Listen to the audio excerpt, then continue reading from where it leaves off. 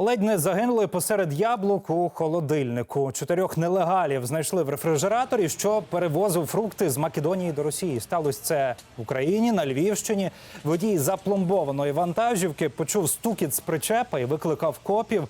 Коли ті приїхали, з фури вже було чутно крики, її відкрили, і між ящиків з яблуками побачили ледь притомних чоловіків, громадян Афганістану, більшість з них неповнолітні, провели в холодній фурі 5 діб, їх відігріли і передали прикордонникам. Шпиталізації вони не потребували, тепер нелегальних мандрівників чекає депортація.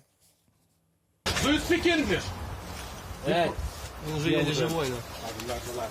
Сколько вас? 4, да?